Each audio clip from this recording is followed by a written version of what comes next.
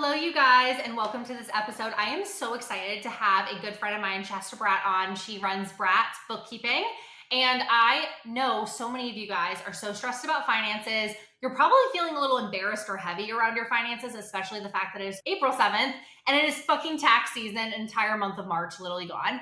And you're getting to this point where you're like, okay, what does next year finances look like? What are my goals? What are the things that I want to prioritize? And so I wanted Shasta to come on to talk about a couple things that I think are going to be so helpful for you. First thing is, what the fuck is the difference between a bookkeeper and an accountant? I know a lot of you guys are working with accountants right now in tax season, but you're feeling heaviness around that. Probably because you didn't have a bookkeeper supporting you all year long, helping you organize your finances, prioritize your finances, figure out where there is good things happening in your business and bad things happening in your business. So we're going to talk about financial statements. We're going to talk about things that you should be prioritizing, when you should be hiring a bookkeeper. We're going to go through all that. But also for a lot of you guys that are maybe a little bit more numbers driven, you guys like businesses that are not constantly promoted on social media or coaching or consulting or a lot of the things that I typically talk about because that's my background. Shasta's going to be talking a little bit about what she does, how she got into bookkeeping, what it looks like to be a bookkeeper, because there's a lot of you guys right now who could be having very profitable 6 or multiple 6-figure businesses as a bookkeeper, working very flexible hours, working with clients that you freaking love, supporting the shit out of them. And I don't think you guys have a lot of knowledge around that. So I thought it'd be so helpful to have her come on to talk about how to utilize bookkeeping in your existing business if you have one, but also give a little bit of insight into what it looks like to become a bookkeeper if that's a route that you guys want to learn more about. So I'm so excited for this episode and enjoy. Shasta Bratt, welcome to Full Plate of Pasta. How are you doing? I'm so excited to have you on. I'm good. Thank you for having me. Of course. Okay, wait. Before we all got started, though, I pulled out my Starbucks situation and you pulled out yours. Can you explain? First of all, this is so embarrassing. Can you explain your Starbucks situation? What are you drinking today? Well, this is a Tim Hortons ice cap. Oh, So that's right. Okay, yeah. So I know we you have don't to have clarify yours. that our non-Americans Yeah. don't drink 80 pounds of sugar in the morning. So yeah, what is that? Kind of like a caffeinated margarita. You know how margaritas are blended? So you can see how it's like blended. But it's an iced coffee and they blend it. So it's kind of Oh, got that margarita consistency, but it's oh, caffeinated. It's pure sugar. not in comparison to like American drinks, but for you guys, yeah. I think you'd be surprised. And then remember, you can get the hazelnut like it's all sugar. There's a Yes. little bit of coffee, and that's how I like my coffee. Is I like a little bit of coffee to go into my sugar or my creamer. Yeah, there you go. Well, as we Right? all know, I drink literally a week's worth of sugar every single morning. I'm literally getting another Starbucks drink delivered this morning. I don't really understand how this happened. I was explaining this right before we popped on the podcast. I ordered a drink, felt weird about ordering one drink. So I said, oh, I'll order a second, whatever. But then they brought them both together, but put this on a separate order. So a separate DoorDash I don't want to talk about it. It's a whole thing. But anyway, so your drink of There's choice is a blend, like you like blended. Yeah, I love the Like I'll do like a regular iced coffee is definitely my drink of choice. Mm-hmm. I'll do the regular ice with like the iced coffee is it's fine, but I love the blended. Like if I'm gonna do a margarita, virgin or alcoholic, I just love that blended consistency. I don't know. I like it. I like it. Margarita in the morning, which makes sense because you are very fucking busy. So, you guys, Shasta, I'm so excited that you were on because you know I'm all about indulgence, filling your cup. And one of the things that fills your cup better than anything else is fucking money. And women and money and handling their money, business owners managing money, that is such an opportunity. So, the first thing I want to just ask, because so many people get this wrong, what is the difference between a bookkeeper and an accountant? Can you explain to everyone? Because Yeah. people get really confused. Yeah, I'm so glad. Yeah, that's a really good question to start off with. So, a bookkeeper, my role is to look after the daily transactions of a business. So, Mm-hmm. making sure that everything is recorded accurately in their books. Going beyond that, too, bookkeepers can do invoicing or payables, sometimes payroll, but basically looking at every daily detailed transaction and making sure it's accurately recorded into their books. Accountants are looking at your bookkeeping at a more, or your business at a more high level. So maybe it's filing your taxes or some high level tax strategies, depending on your business structure, maybe adjusting journal entries, that type of idea. Typically, you would see your accountant maybe once a year or again, a couple times a year, depending on your business structure. You usually use both. So the way I would describe a bookkeeper is like we're zoomed in on the business and we're Mm-hmm. seeing everything that's happening, seeing if something has been, too much or overpaid, not paid, and then the accountant is taking all that information and then filing in your taxes, or again, maybe using that information for strategies. So helpful. You know what's interesting? I was watching, so obviously we're recording this around tax season, so very appropriate that you're coming out now. But also we've had some kind of crazy things happening in the market, and I was seeing so many women talk about 401ks, and they're asking questions about 401ks. I swear this is relevant. And then they're like, Roth IRA, so confused. It's funny. I think bookkeepers and accountants, it's the same thing. I feel like people have awareness of accountants, kind of like they have awareness of a 401k, but then a Roth IRA or other investment accounts, they're like, I'm fucking lost. And I feel like it's the same thing with bookkeeping, where people don't really understand, when do I get a book? Because it's not like just part of their day to day. Like, I think business owners and individuals, like, you start getting an accountant or you work with an accountant because like you have to file taxes. Yep. But then when they start a business, they're like, well, we're filing taxes. I have transactions coming in. I have a system. Like, they have a system that manages it, but they really don't have a process. System and process, I think, are two different things. System being more the technical side, process being more the actual management. They don't have that. So, like, when do you believe business owners should be thinking about a bookkeeper? Do you think they need them immediately? Is there a certain income range that they have, a certain amount of transactions? Like, when does a bookkeeper or when does a business owner say it is time to invest in a bookkeeper? I think I've worked with a couple of different clients who I've started their business right at the beginning, like literally before they've even started. And I see it so helpful for them. Even just like having a conversation about getting things set up properly. Maybe not even starting your bookkeeping until you're a bit busier, but even having a conversation with a bookkeeper at the beginning is so beneficial. Even just from learning, like, oh yeah, I need to save 30% roughly for income tax, GST and HST, or sorry, our sales tax in Canada. Are you charging sales tax, right? Are you going to hit sales tax? Those types of conversations, keeping your business, your income separate from your personal. Those simple things of just starting your business off right is going to make things a lot easier and simpler months down the road when you are busy. So if you can, I recommend starting off with a bookkeeper. The clients I have worked with, you can just see that relief when they message me all the time with these questions that like they have no idea what they're starting with. So just handing over that stuff right away is so much easier for them. And then also, like, a lot of people, based on my clients' experiences, don't know about just the deductions and the expenses. So simply things like driving, if you're a construction worker and they're driving to their jobs, right? They could be missing out on 6 months of expenses because they haven't spoken to a bookkeeper, those types of Yeah. things. Yeah. I always do like used to equate it of like you should set up your business for the business that you want to have, not the business you have now. And it's the same thing when I talk about business owners with systems. Like, do you invest in, Kajabi, for example? Like, do you get Kajabi because you know you're going to build this big course mastermind business? Or do you work with like a stand store at first just to get some sales and then invest up? And there's business owners who are like, well, I'm always going to invest the way that I'm currently running and then grow and then invest upwards. And then there's a lot of business owners who I think are really smart on the offset who say, I know I want to scale to 6 or multiple 6 figures. I'm going to make investments now based on the business I know I want to have in 6 months. And I think business owners, there's 50-50 with bookkeepers because some of them don't make that investment and then they find themselves screwed. And then other people who do it from the offset, even if they don't necessarily need a ton of work, and then grow with the bookkeeper, and then they already have that like process in place. So you're on the lines of like, obviously it would make sense, but you believe that business owners, as soon as they can afford to do so, should be putting those processes in place. What are things that like bookkeepers find or help with? Because I know you mentioned a lot of like, well, if this comes up and this comes up, but you guys are actually really responsible for making sure that money that's supposed to be coming in the business actually comes into the business. Can you talk a little bit about that? Yeah, like mistakes that I find. Well, even just like when you're touching on not investing right away, it's exactly where like, okay, I'm gonna go on a bit of a tangent and then I'll get to your question. But the one thing that made me think of that when you were saying that was the problem with some of the softwares is that they look really user friendly. And so a lot of times business owners think that they can do their own bookkeeping. Yeah.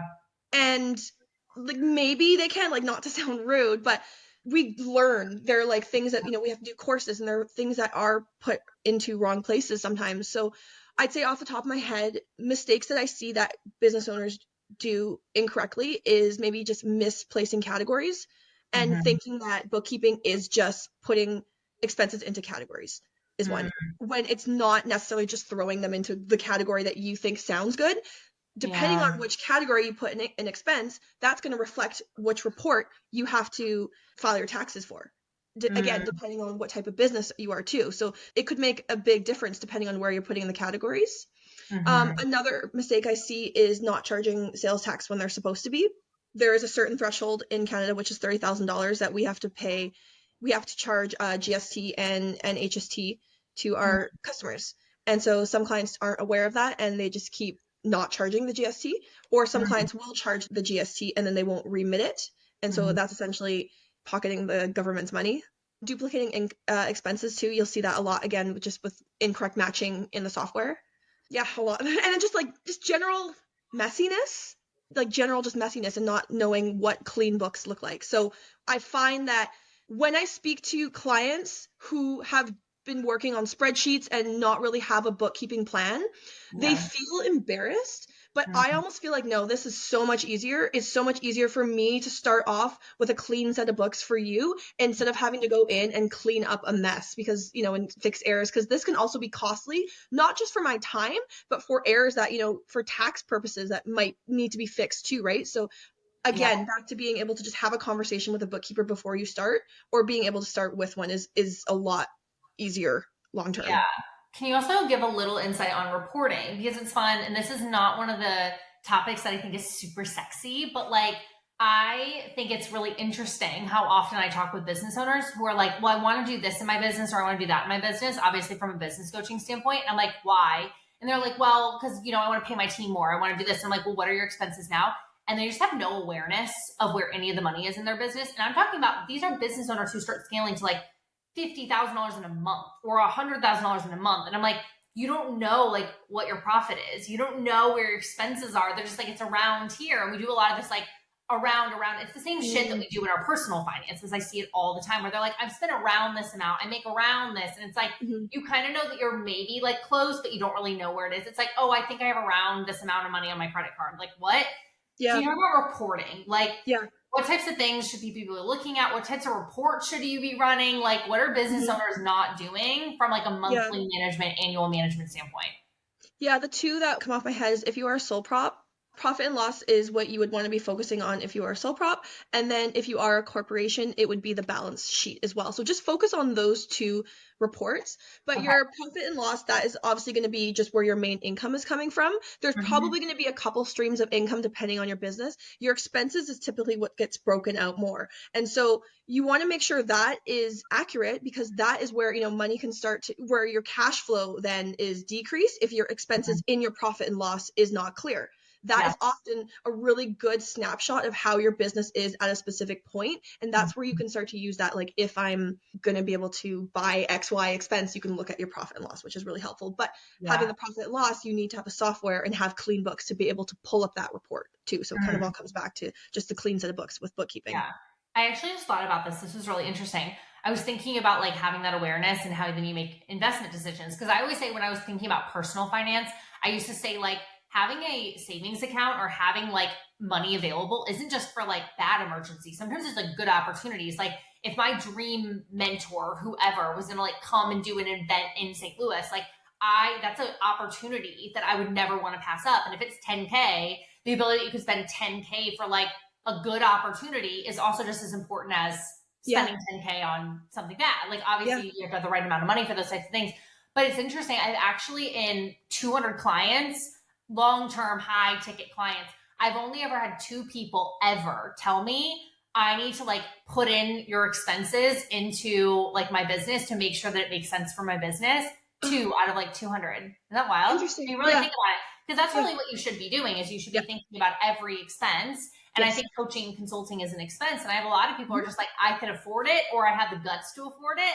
Not Mhm. necessarily there's any logic behind their financial decisions. And Mhm. I find it really interesting when business coaches, we're selling probably $1,000 to $5,000 a month packages, and people Mhm. just go based off of like, do I have the desire to spend this, or do Yes. I want Yes. to spend this? Not does it actually make sense for the business?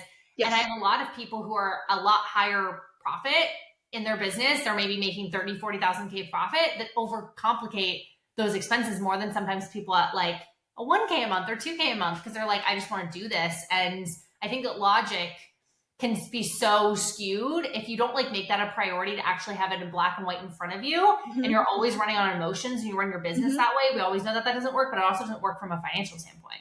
Well, it's such a good point because I don't know if you can ever not be emotional with money. And that's something that really lend into with my business is that we hold so much emotion to it. So just like what you're saying, like I'm not going to run the numbers for this coaching business because I feel I have the guts to pay for it or like that, right? Or I feel like I really want to do it. And so good or bad, we are so emotional. We have so much feeling toward money.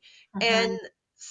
sometimes people get excited. They have the guts to pay for it. But you also have people that come to you crying and are also super anxious and don't want to look at their bank statement too. And so I think that's also a really big thing I try to make aware in my business is that I want it to be a space where people can feel comfortable and feel that Mhm. like they're not being judged and they're safe with their finances because you're so vulnerable. It's a really big deal to pick a Mhm. bookkeeper and an accountant because that's everything that's happening in your business. We see Yeah. everything, especially as a Yeah. bookkeeper. It's like you're like letting them in to watch you shower or something. Like Yes. it's like Yes. super personal because I think I think women get scared, especially women. It's funny. I work with a lot of women. Do you work with women always, or do you also work with men? I have a couple men, but women, I seem to kind of vibe well with the women. But I mean, Yeah. I'm not opposed to males, but they. Yeah, yeah. No shame, no shame. We love the No men. sh- But yeah. the reason I'm saying that is I do a lot of trainings for women, and the way I train women and the way I train men completely different. Men do not overcomplicate the same way that women do. They're less like shot. Like men are just like whatever it is. What like our business is a mess. Women, it's just like we feel like it's like a personal failure or something when our finances aren't right. Yes. But most of the time, first of all, we didn't even learn personal finance growing Yep. up. So like Yep. it was funny. I wrote a checkbook for the first time in like at 12. I used to have a checkbook, like whatever. And I remember writing a check, and my friends were like, "What is that?" I'm like, "What do you mean? What is this?" Like, I Yep. was getting checks from babysitting clients. I knew how to write a check. I knew how to cash a check. Like, I knew all of that at a very young age. I was I remember investing at that too. 18. Like, Yep.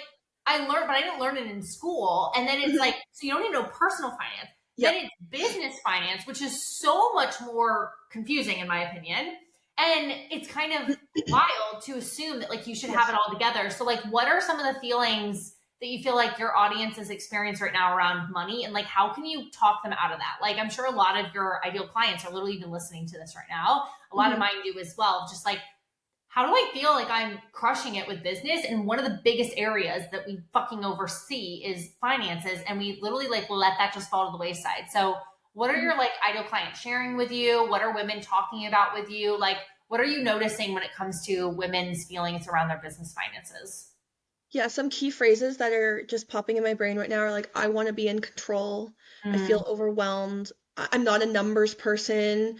mm, They're almost like labels that they put to themselves, or like I try to console them too with like we weren't taught this. Like there's very few of us, I should say, because I was also somebody who had a checkbook and was early investing into a mm. Roth or a 401k, which is what or an RSP here, but 401k there. Yeah, yeah, Yeah, and so and I think it's just one of the biggest things I try to say is that I'm not here to judge, yeah. but we need to kind of stop the snowball before Yeah. it keeps happening, right? Because that's one of the things with finances and with comp and with bookkeeping is that it does start to get into a bigger mess. So if we can just, if I can hold your hand and you can just kind of give me what you need, I can help support you in that.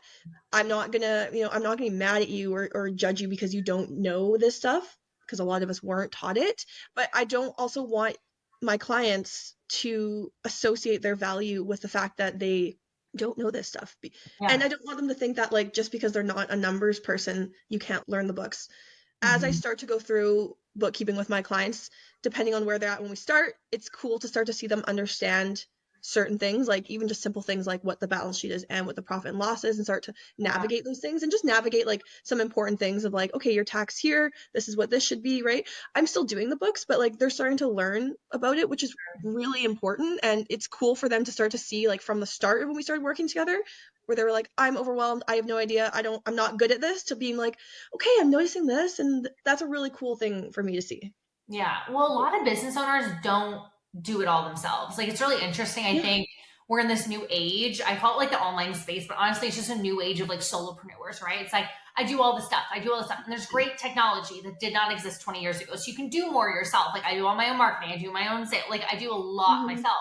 But I think what's really interesting about that is I think we have somehow become this like energy of, oh, I have to do it all myself. Like I can't outsource. Like it's a shame to outsource. And here's the deal. Like I am very much like lean team and operations, but on things that literally keep your business alive. It's like paying your electric bill, right? Like I might Yeah. go and renovate a bedroom. but I'm not going to like become an electrician, right? Like that literally could break or make my house. Building out a closet, it's not going to make or break it. So like that, in my opinion, is like marketing, right? Like you can figure that out. You can get really good at that. But the Yes. finances, literally like your ability to like have lights on in your house, Yep. electric bill, it's like the same thing for me. I'm like, those are things I just don't feel like you can completely do yourself. Like, unless that's where your DIY brain is, and yourself. you're like a finance operator and you outsource them the marketing and everything else. But a lot of business owners are creatives. A lot of business owners are in the like, have personalities and they're showing up online and they're, creating these big brands and they're doing that, or they're good at marketing or sales, like that front facing. Probably that's where you should live. You should live in delivery. You should live in Yep. sales. You should live in marketing. Why are you then also trying to become like business admin, finance guy when like that was never supposed to be you? Exactly. And I think a lot of business owners 10 years ago, when they started businesses, they had teams. And again, you don't have to have a massive team, but they would have 5 or 6 people in a team. This like one person team thing is not, it's not as common as it used to be. And I think a lot of them people think like that means I have to do everything. And I think it's more so own the things that you can that make sense, live in your dominant, but the stuff that is not your dominant, that's what you should outsource. And so I think that's a lot to do with like when I think about bookkeeping and finance, I'm like, most people who are good at marketing, sales, and delivery are not actually good at finance. And I'm assuming that's what a lot of your clients are. They're front facing, they're living in that world. And then the Yes. back end is just like a hot mess express. Well, it's funny, even thinking of, yes, my clients 100%, and they've said to me, I just want to like do hair or beauty business, makeup, photography, that kind of stuff is to me what they are. But even thinking about myself, I do have a creative side to me, but like the content marketing is so unnatural for me. And like, I'm not creative with graphic computer design. Like I love gardening, makeup, that's more like hand stuff, technical. Yeah. But like the computer graphic design, it's not my thing. I'm just not good at it. And so when it comes to marketing and putting myself online, that part to me, I'd rather just be in the numbers. And so Yeah. like I've been working my clients' books and just kind of do that because I love just being in there. But obviously you have to do that side of it too to build Yeah. business. But completely what you're saying is I'm feeling that as well from Yeah. my point.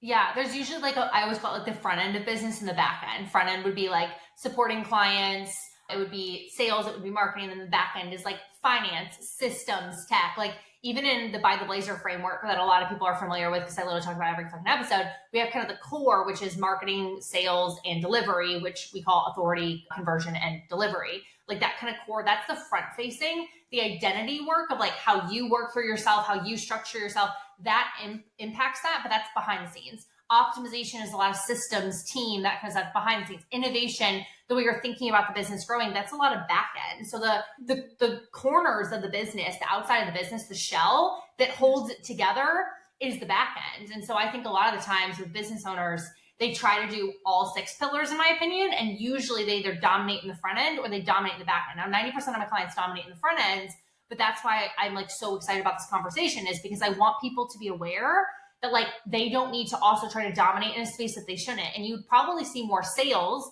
You'd probably see a lot happier clients if you just stayed in your lane and then outsource the area of your business that didn't make sense. Which a lot of, again, finance, in my opinion, like the financial health of your business is like paying your electric bill at your house. Like it's literally like a non-negotiable. But for some reason, we're like, it's fine. They'll keep my lights on for another month until like it's all good. I'm like, no, like do it now or potentially be in a really, really bad place. So how do people find bookkeepers? Because I feel like a partner in business, like we get very nervous about this. It's very weird to reach out to people about finances online, be like, help me, this is my financial situation.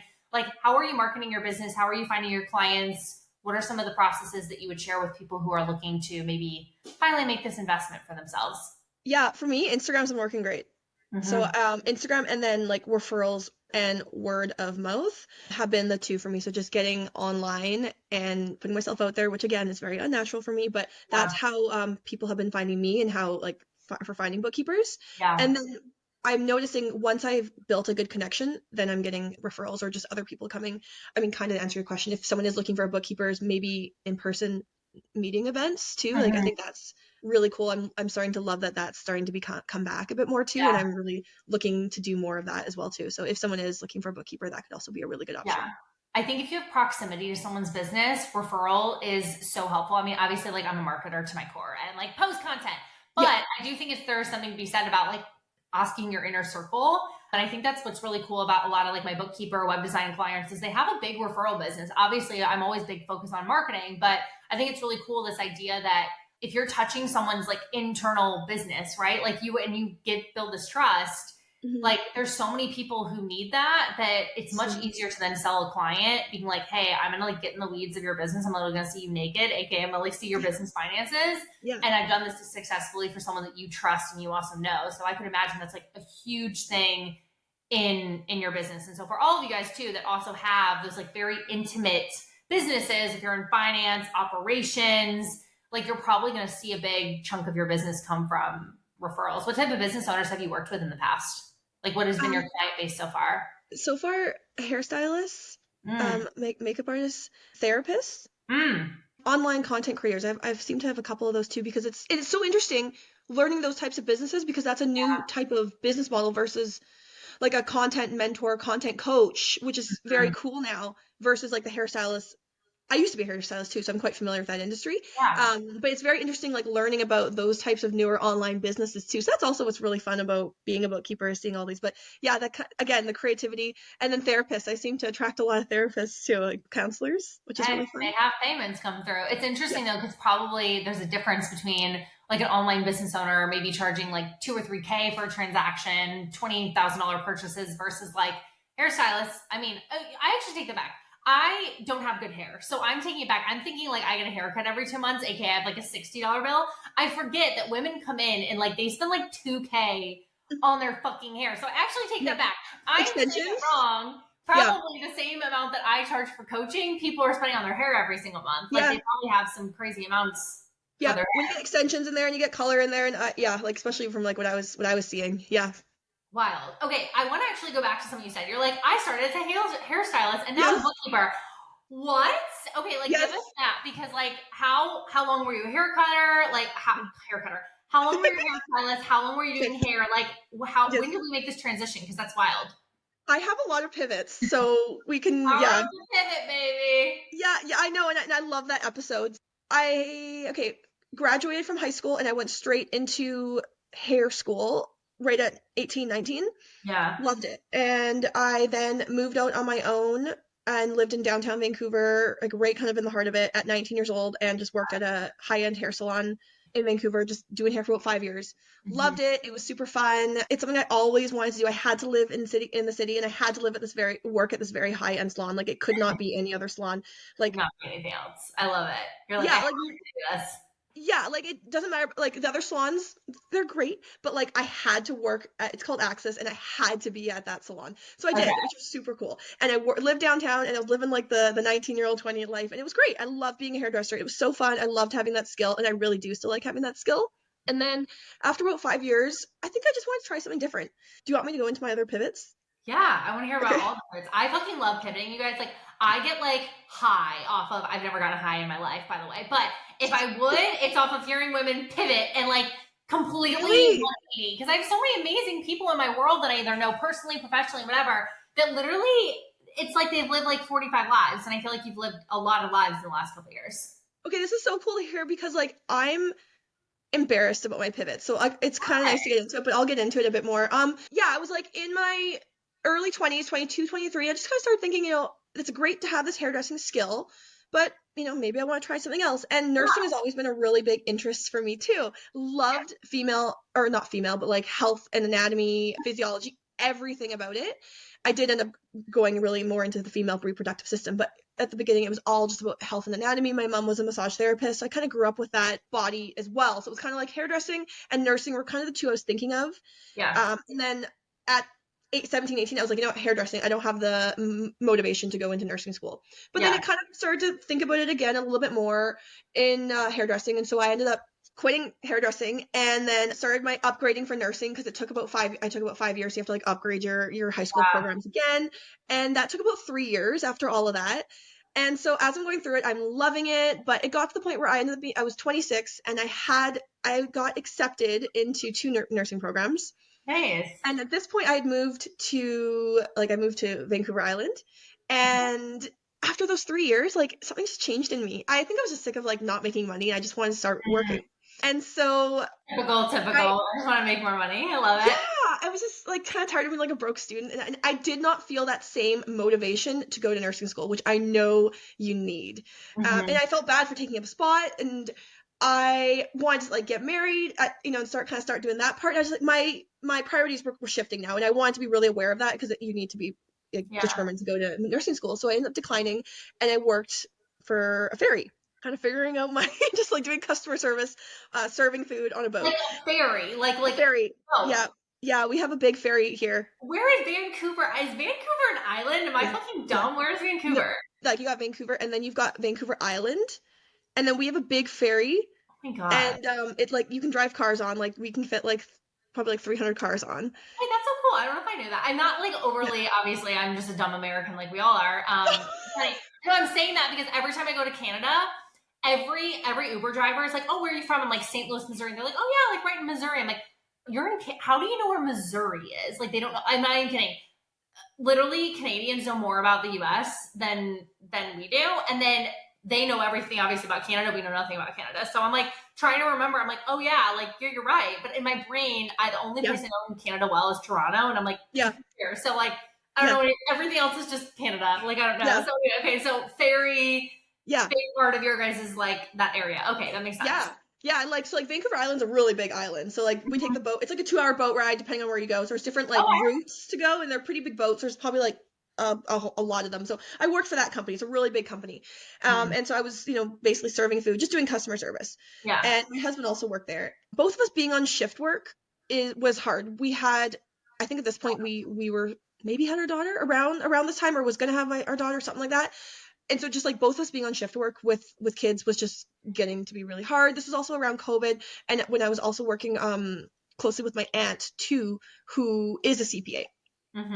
and Okay. so she is the one who like really had encouraged me to start bookkeeping. I was really enjoying it, kind of seeing how she was doing it and just like what she was doing, and from there, I think while I was okay, I have another kind of pivot. So while I was working for BC Ferries, that's the company I work for. I somehow got myself into the health and safety field Okay. very randomly while I was working Another at work. pivot. Love it. Yeah, yeah. My coworker was like, "Do you want to teach health and safety to high school students?" And I was like, "Sure." I just said yes because I like yes without knowing what it was. I don't like turning down opportunities, but I was like, "Yeah, sure." I knew nothing about employment standards or work safe place safety, anything about that. But I was like, "Yeah, sure." And so I still am employed with the ferry company, but I actually do this instead. They're kind of affiliated through our unions. So now what I do as my full-time job is I work for like basically going into high schools and I teach high school students about their workplace safety rights, what happens if they do get hurt, how to avoid getting hurt, and then their basic labor laws within our province, minimum wage, overtime, stat pay, meal breaks, all those sorts of things so that hopefully when they do go to work, they have a better idea of their rights. So that's Yeah. one part of what I teach, and that's kind of how I fell into that. So I was doing that and also taking my bookkeeping course a few years ago, and Yeah. then again, being with like just having being a mom and like having a lot of moving pieces, I really wanted to start my own business with bookkeeping. And as I just got more into it, I saw the huge need for it, which is, kind of something we touched on. And funny enough, I just like loved it. If you met me when I was 19, you would have never thought I'd be a bookkeeper because I was like that creative hairstylist. But I don't know, there's something about those numbers balancing. It gives me a high. Oh, Yeah. Yeah. No, there you go. I mean, we all have our things. Sometimes, like, I mean, I love operations. I think people would be like, well, what? I've always been very good at like moving all the moving parts of stuff. Like when I managed, I used to work for Target, which I know used to be in Canada, then left Canada. But Target obviously is massive here in the St. Louis, or St. Louis, in the United States. I'm like ignoring the rest of the US. I'm like, in St. Louis. In the US, Target's massive. And I used to be a, store executive for Target. And I killed it with like closing the store outlet. Like I killed it. And it's like I'm very good at that kind of stuff, and no one would know that because they're like, you're a salesperson, blah blah blah blah. yeah, Like I have those like things, and I feel like also different times in our life we have to optimize different skills. And so your aunt was the one who like got you in hmm to bookkeeping. Was she like, hmm this is amazing? You should start your business if you always want to become an entrepreneur? Like, how did you decide like I'm gonna now start bookkeeping? Like, where was the decision in that? yeah. It was basically seeing my aunt do it. And so she like I worked with her a little bit. It was like over the summer. maybe before COVID or around, it was in around the COVID time where Yep. I remember sitting down with her and just kind of seeing QuickBooks and how it was working and how it was, she was teaching me a bit of it and I just kind of get an idea of how bookkeeping worked and just like really seeing it.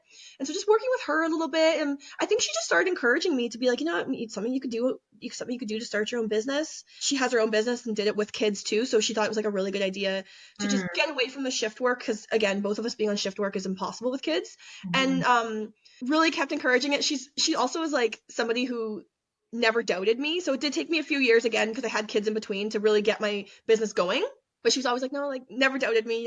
You will do it eventually. So like Yeah, that's been really cool. And so yeah, really her the one encouraging me to kind of get started on it and I taking the love lead. that. Well, I think it's really interesting because I Yeah. talk to a lot of business owners where I'm like, take your existing passion and turn it into a business. You didn't necessarily do that, which is not a bad Yeah. or a good thing. It's just kind of what your Yeah. passion was. You kind of got to see someone else do something and then you acquired this skill, Yeah. but then you turned into a business. And I think what's really interesting about bookkeeping, because I work with a lot of bookkeepers and I know a lot about bookkeeping, a lot of them actually go and just learn bookkeepers from other bookkeepers. Like they aren't necessarily, they don't go to school for it. They don't have an accounting background. You don't have to have that like degree in order to do bookkeeping. And I think that's kind of weird. So can you talk about like, what was it like to learn bookkeeping? Like, what do you need in order to become a bookkeeper? Like, what does that look like? Because I feel like there's a lot of people who are like, I love the numbers. Like, give me 10 clients. I just want to keep them. I don't want to go market. I just want like a simple business. I want to support clients. Bookkeeping, I'm going to be honest, is not extensive for Yeah. client work unless you have big, big, big companies. But you can actually support 10 or 15 clients, Yeah. $500 a month, potentially $1,000 a month, make really good money and not burn yourself out. It's an incredible business if you like numbers and you're really supportive to your clients and you're very like good at supporting clients. Like, how'd you get started? Like, give us the details. Like, if I wanted to become a bookkeeper today, what would I need to do? Definitely take a course. So, like, don't yeah, take a course because I mean, some people actually do learn it themselves, and that's Mm-hmm. super impressive. Mm-hmm. I did try and learn a bit, and I was like, I just gotta take a course. I need someone to teach Yeah. it to me. But I do know a few that have taught themselves, and that's super impressive. But yeah, there's tons of courses. I took it through my local university. Okay. That period was a hard time for me though, again, because I was working full time and then doing the mom thing. Yeah. And so there are so many courses out there. Some of them are virtual or some of them are in person. I actually have another friend that's just going through a course too. I feel like I know so many people that are going into it just because of what you had said. There's Yeah. just so much need for it, and there's Yeah. always going to be a need for it. So yeah, it's interesting to like what you said. Some people take their passions and they turn it into a business. Mm-hmm. And I always talk about a gardening business. You know me, I can't, I can't stop talking about my This is damn number garden. two. We have bookkeeping and gardening. Very Yes, good. I like it. it's good. It's good. It'll come. Maybe who knows one day. But it's also nice to keep it as a passion. But the funny thing about taking the skill and then turning it into a business is that I never realized how much I would enjoy bookkeeping too, which is so funny because there's such a like an impression that bookkeeping is boring, and yeah, I totally understand where it's coming from. But to be like a little bit like funny is that like it's Yeah. actually it can be so exciting Mm-hmm. when things are correct, and maybe I'm like getting way too excited about it, but like one of my favorite things is that there is no opinions, there's no gray area, it's just numbers. And Yeah. that's such a relief to me sometimes, unlike like the hair industry, or the food server. It's like my burger was not hot enough, or these highlights are not, blonde enough or whatever, right? It's literally like, okay, we're out by this number, so we need to find it. And when we find it, this is where it is. And Mm. I love that. It's such a relief, because there's always going to be an answer. Yeah. And being in other jobs and just other areas where there's a different opinion here, different opinion, different discrepancies, where that is such a exciting thing for me that you can just always find an answer and the numbers don't lie. So like But that that's, gets I think, me what's really cool is excited. like you're good at that. Like I would be like, not my cup of tea. But there's people that like are like, I get you. They're probably listening to this and they're like, oh wait, what? Like I could do that. And again, I think like Lexi and I have talked about this a lot. Like, what does entrepreneurship look like for people? Sometimes it's I want to be a CEO and I want a big team and I want to market and like have this big brand. Sometimes people are like, look, I just want to work in my own terms. I want to be able to work in the hours I want. Like I want a client who sends me stuff. I have to just do it within the week and I choose when I do it. Like there's so many different types of entrepreneurship. And I don't think Yeah. you and I necessarily have insanely different businesses. Like we still market, we still sell. Like there's a lot of commonalities. But even just like how we support clients, how we show up, what our vision for our businesses is completely different. And I know a lot of incredible women who are like, I want to work, I want to make like 5, 10K a month. I want to support business owners. They don't want to touch numbers. I want to own that shit for them. And I want them to be able to know that like it's just taken care of and I can do it in my own time. And I want it to feel easy. I'm not saying bookkeeping, by the way, is like easy or that it doesn't work, it's not an incredible investment that has a massive ROI. Like there's a lot to it. Yeah. But for you to take your brain out of this part of your business and move it here makes no fucking sense. Fork up the $1,000, have someone literally manage it for you. And the ROI of that impact, it's going to be like the easiest investment you ever make. Like I think bookkeeping can be a really smart investment for so many business owners, but it's a very different lens because just like a marketing agency, like you're managing, you're keeping a lot of the same clients. You really could get 10 clients, support the shit out of them, and never really have to market significantly outside of that. So I think there's a lot of different ways to grow and scale a business. And I think bookkeeping is such a cool one because for the people who really like the numbers and like the black and white, it's such a great business. Yeah.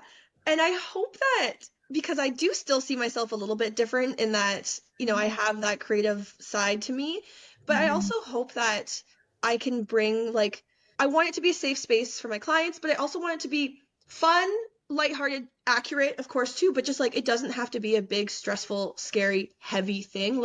Because I'm hoping that I can bring my excitement of how much I love this to my clients, at least show them that, or at least you're not going to get just some boring old bookkeeper that hates, that hates this, right? I really want to share my excitement with you, or if you don't want to enjoy that's totally fine too. But I want you to see it's not a big scary thing. It doesn't have to be anything that boring, even that people say about bookkeeping. And I think what's really cool about your business is you do a really good job of marketing that. You do a lot of lives where you're getting ready in the morning and your content's kind of fun and sassy. And I think that's also cool is you can be successful in a lot of different ways.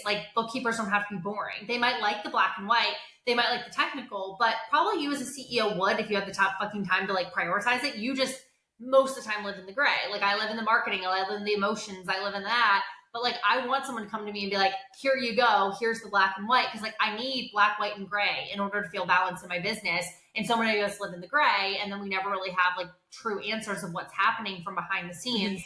So I think that that's really fun. Can you talk about just give us a little synopsis of how are you marketing? How are you trying to make people feel in business? What are some of the things that have worked for you?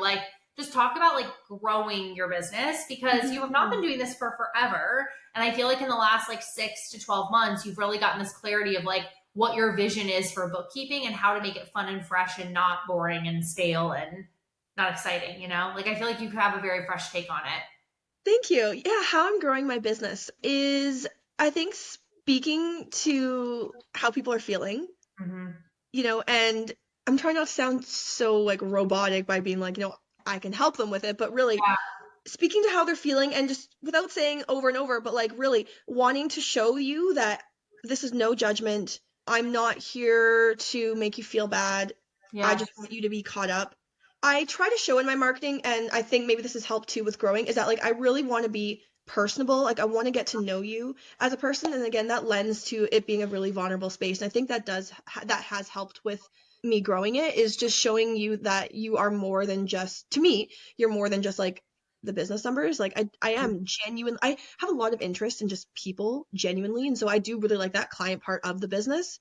I think that's also helped with the marketing.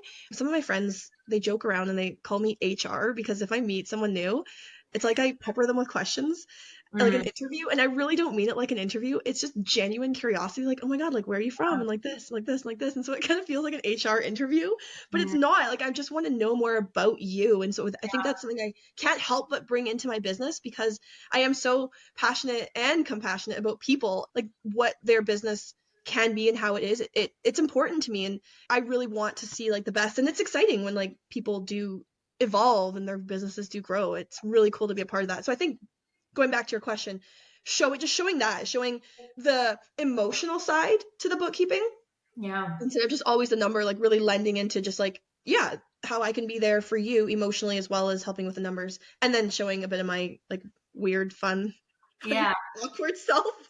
Yeah. But I think that that's what works. And I think the takeaway for any of you guys, whether you're, selling business coaching or whatever, you're in a creative spot or you have bookkeeping with so many bookkeepers, finances, ops managers, not necessarily the sexiest part of the business for sure. Same with HR. HR, fun enough, I used to be in HR and people are HR is not the sexy part of business, right? But it's extremely impactful, and HR actually can highly impact your finances. It's not the sexy part, but Yep. it can be fun. It can be, focused around the people. And I think what you've done a really great job of is like you genuinely care about the people and you're creating partnerships with your business owners that you're working with, not just necessarily providing a service. So I love it. I'm so glad you could like come on the podcast and talk about a little bit of your own journey, but also just like how you have let bookkeeping become like a fun part of business, something that like makes people feel safe and supportive. So I have one more question for you, something that I like really need to ask my guests, but I am all about like providing my audience something that they can go do this week, enjoy this week, join into this week, like, just something that maybe they have not been integrating into their life that they can. And I know that you have a very fun personal life that we didn't get to go into today. So can you tell us one thing personally or professionally, if you want to be professional, that you aren't indulging on this week? Anything that you're indulging on, enjoying, you just want to share? It can be something related to what we talked about or something completely new. It's always iced coffee. It's what we started with the whole fucking podcast on. Okay, Yes. iced coffee. And remind us, where do you get iced coffee? I know that not everyone is from Canada, but if you live in Canada, Tim Burton's? Tim Hortons. Wait, Tim Burton's, Tim Hortons it's like Dunkin' Donuts. Dunkin' Donuts. Okay, but like Dunkin' Donuts like the equivalent. Do you guys have Dunkin' Donuts? No, but this one time I was in the States and I remember I was looking for a Tim Hortons and all I could find was Dunkin', and that's when I realized Tim's is Canadian. We don't have the cool stuff that you have. Like, we don't have Chick-fil-A. Well, you guys also have smaller booties, so it's like fine. Like Trader Joe's though, and that's a really good. Okay, so Trader Joe's, if you're in the States, is very cool. And then Tim Hortons, not Tim Burton's. Tim Hortons, and then remind us your go-to. If I go to Canada soon, I'm getting that Nutella shit. I'm getting that hazelnut Nutella thing. But you drink the, what do you get? You just get the ice blended. It's like an iced cappuccino, just called an ice cap. For your indulgent question, like I drink way too much coffee, but it's got to be iced. So yeah, I'll settle for an ice cube coffee, but if I can get this, it's iced coffee all the time. Like I love iced coffee. Blended coffee. And if you're super weird like me, I used to play softball when I was growing up, and my mom would always reward me. We would go to Dairy Queen and get a moo latte, which is like a blend. It's like a blended drink like that. It's like blended and it has mocha in it, whatever. And a mocha moo latte is I think what it was called. So if you're 5 years old, if you drink like you're 5 years old and you live in the States, moo latte, I think they still have it. That's such a horrible name. From Dairy Queen. And if you're in Canada, Tim Hortons blended ice cap, right? I got it? Yeah. I love it. Well, I'm so excited to come on the podcast. If anyone wants to connect with you, ask any questions about bookkeeping, hiring you if you're in Canada as a bookkeeper, where can they find you? Where can they connect with you? Instagram is the probably the simplest way. Bratt Bookkeeping. I like the alliteration, so. I love it. We'll link it below. Thank you so much for coming on the podcast. I'm so happy you could join us. Thank you for having me. This was so fun. I'm so glad.